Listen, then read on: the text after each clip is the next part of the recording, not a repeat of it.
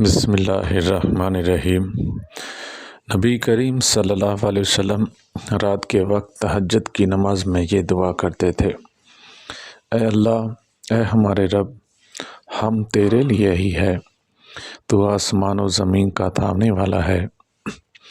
اور ان سب کا جو ان میں ہے، تیرے لیے ہی ساری حمد ہے۔ تو آسمان و زمین کا نور ہے اور ان سب کا جو ان میں ہے، تو سچا ہے، تیرا قول سچا، تیرا وعدہ سچا،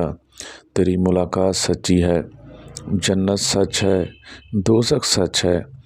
قیامت سچ ہے۔ اے اللہ، میں تیرے سامنے جھکا، تجھ پر ایمان لایا،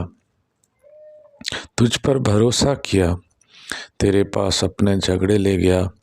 اور تیری ہی مدد سے مقابلہ کیا، پس تو مجھے معاف کر دے۔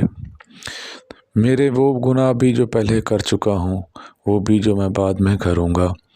اور وہ بھی جو میں نے پوشیدہ طور پر کیے، اور وہ گناہ بھی جو میں نے ظاہراً طور پر کیے،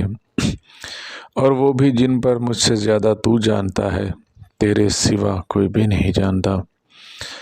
حضرت ابو عبداللہ حضرت امام بخاری رحمۃ اللہ علیہ نے کہا کہ قیس بن سعد اور ابو ذئب زبیرہ نے طاؤس کے حوالے سے قیام بیان کیا، اور مجاہد نے قیوم یعنی ہر چیز کی نگرانی کرنے والا،